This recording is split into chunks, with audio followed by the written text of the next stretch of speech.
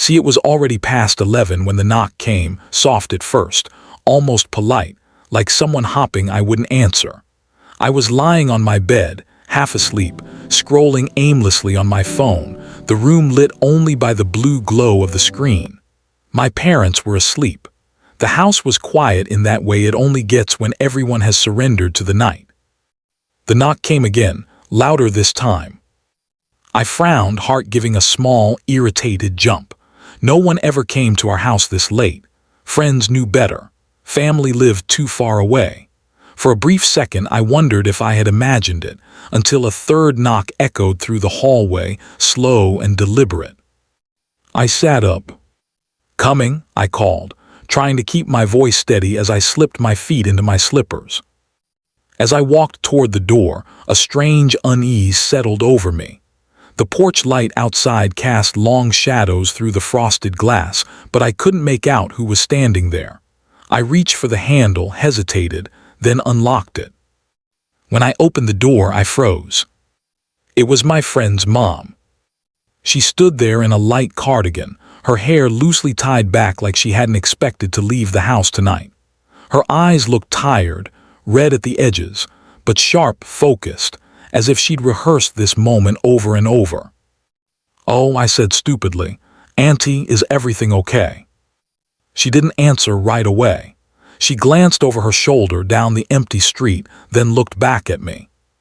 "Can I come in?" she asked quietly. Something in her tone sent a chill through me. I stepped aside without thinking and she walked past me into the living room. She didn't sit. She just stood there, hands clasped together, fingers twisting slowly. I closed the door behind her and locked it. "My parents are asleep," I said, lowering my voice. "Do you want me to wake them?" "No," she said quickly, too quickly.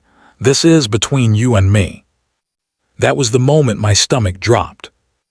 I'd known her my whole life.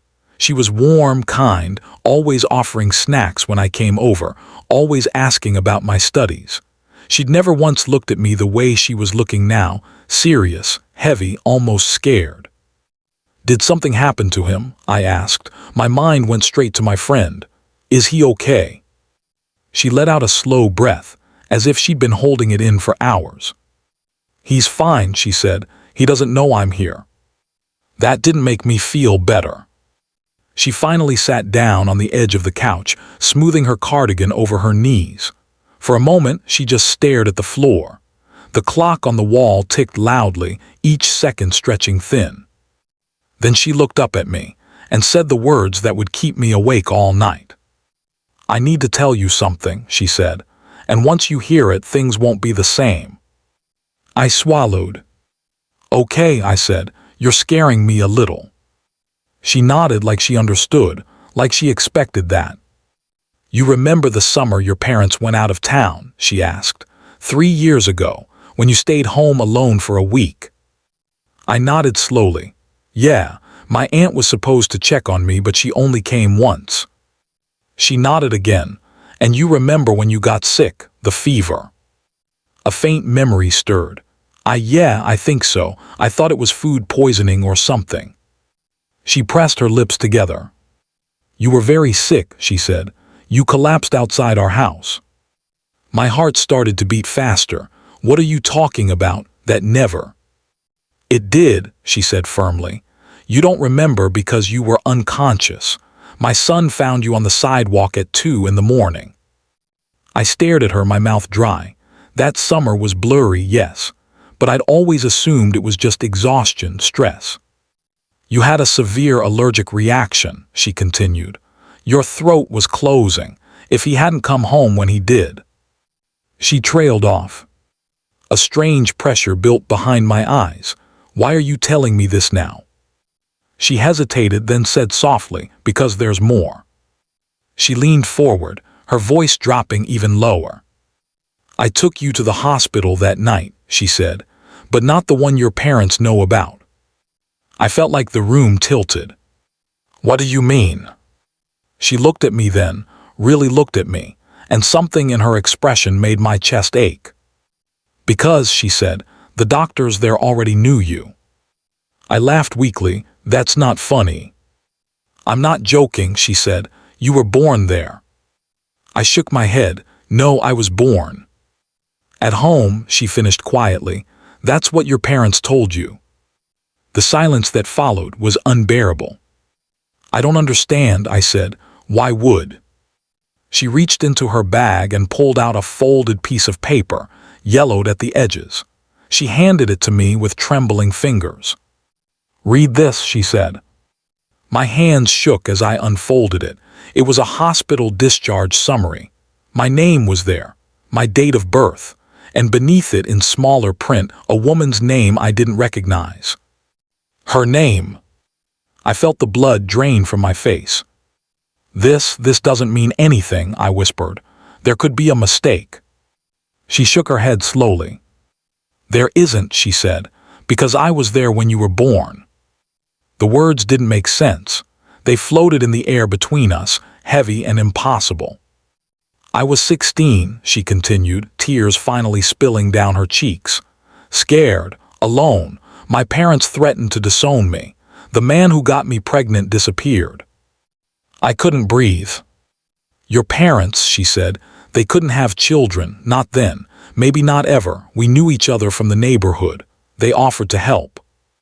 My ears rang. Help how? They took you, she said, legally, quietly. They gave you everything I couldn't. I felt like I was going to throw up. You're lying, I said, though my voice sounded small even to me. I wish I was, she whispered. I watched you grow up from across the street every birthday, every school uniform. I told myself I did the right thing. She wiped her face, then looked at me with a mixture of love and regret that made my chest feel like it was splitting open. But now, she said, I'm sick. My heart slammed against my ribs. What? Cancer, she said simply. Late stage. The room spun. I don't have much time, she continued, and I couldn't leave this world without you knowing the truth. I stared at her, my mind screaming, searching for something solid to hold on to. Why now? I asked hoarsely. Why not earlier? Because, she said, you deserve to choose what you do with the truth. Tears blurred my vision. Does he know? I asked. Your son. She shook her head. No, he thinks you're just his best friend. The irony hit me like a punch to the gut. I thought of all the years, all the times I'd been at their house, all the moments that suddenly felt different. I don't want anything from you, she said quickly, standing up. I'm not asking to be your mother. I know that place is already filled. She moved toward the door, then stopped. I just needed you to know, she said softly, that I never stopped loving you. And with that, she left. I stood there long after the door closed, the paper shaking in my hand, my heart racing, my mind screaming questions with no answers. That night I didn't sleep. Every memory replayed itself, twisted into something new. Every face, every word, every moment suddenly felt like a lie and a truth at the same time. And as the sun slowly rose, one thought echoed louder than all the others. Nothing would ever be the same again.